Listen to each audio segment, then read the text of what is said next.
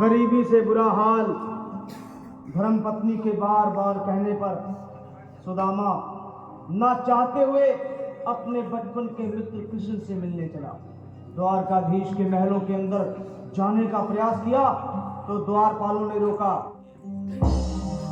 अरे ब्राह्मण, किधर को जा रहे हो? जानते भी हो यह मार्ग किधर जा रहा है? यह मार्ग द्वारकाधीश श्री कृष्ण के महलों को जाता है। हे विप्र, तुम यहाँ कहाँ भटक रहे हो? ए भाई, जानता हूँ ये मार्ग श्री कृष्ण के महलों को जाता है। मैं उनसे ही मिलने आया हूँ भाई।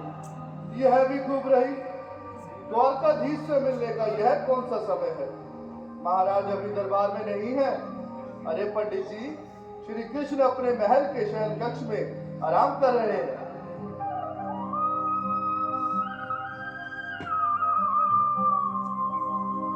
देखो देखो ये गरीबी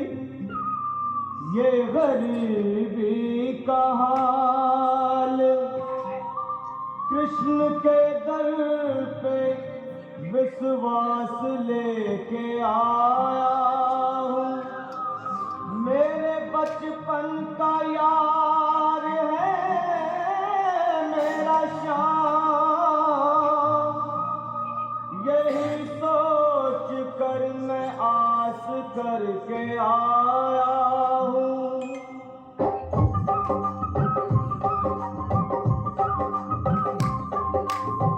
अरे द्वारपालो कन्हैया से कह दो, अरे द्वारपालो कन्हैया से कह दो कि दर पे सुदामा गरीब आ गया है। दर पे सुदामा गरीब आ गया है।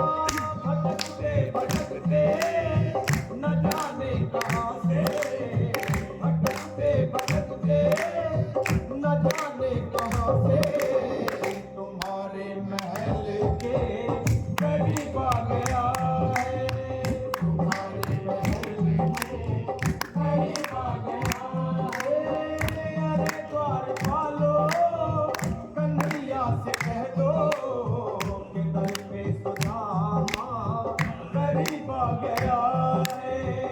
दर पे सुदामा करीब आ गया है। भाई द्वारपाल, मुझ पर दया करो भाई। बस तुम जाकर कन्हैया को ये बता दो कि उनका बाल सखा सुदामा मिलने आया है। मेरे इस फटे हाल पर मत जाओ भाई। तुम बस जाकर मेरा संदेश उस कृष्ण को दे दो, उस कृष्ण को दे दो भाई। क्या हंसी ठट्टा करने को हम ही मिले हैं? तुम ठहरे निर्धन फटे हाल ब्राह्मण, तुम्हारे अंग अंग से गरीबी बदहाली झलक रही है। और कहा महाराज श्री कृष्ण। क्षमा करना पंडित जी, हमें अपने प्राणों से हाथ नहीं धोने जो तुम्हारा संदेश द्वारकाधीश तक पहुंचाए।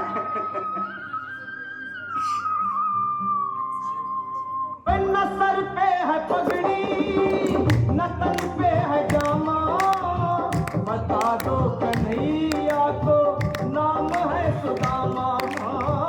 बता दो कन्हैया को नाम है सुदामा। बता दो कन्हैया को नाम है सुदामा। न सर पे है पगड़ी न तन पे है जामा, बता दो कन्हैया को नाम है सुदामा। हो न सर पे है पगड़ी न तन पे है जामा, बता दो कन्हैया को नाम है सुदामा। हो बता दो कन्हैया को नाम है सुदामा। एक बार मोहन से जा कर के कह दो, तुम एक बार मोहन से जा कर के कह दो कि मिलने सखावत नसीब आ गया है। कि मिलने सखावत नसीब आ गया है। अरे द्वारपालो कन्हैया से कह दो कि दर पे सुदामा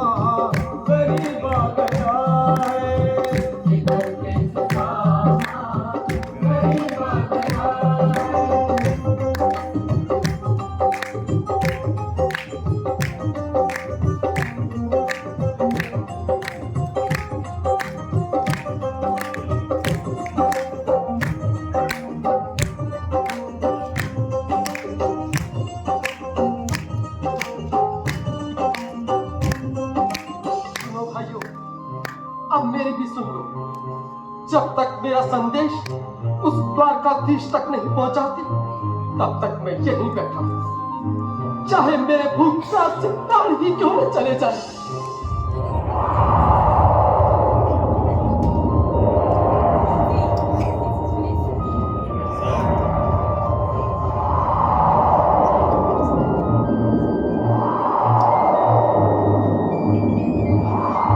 मेरे साथी, ये ब्राह्मण तो बहुत हठी है।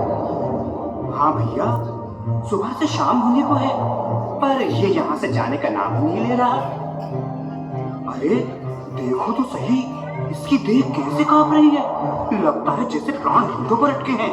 भगवान न करे अगर ब्राह्मण ने यही प्राण त्याग दिए तो, और अगर ये सच में द्वारिकाधीश का मित्र हुआ तो क्या होगा भैया? सही कहते हो, अगर ब्राह्मण हत्या का पाप लग गया तो पीढ़ियां नरक भोगेंगी। अगर महाराज का मित्र हुआ तो मृत्यु दंड का भय है। अपनी आने वाली पीढ़ियों को नरक में डालने से तो ये संदेश पहुंचाना ही ज्यादा अच्छा है। क्यों ना महाराज का संदेश पहुंचा दें। ऐसे करो,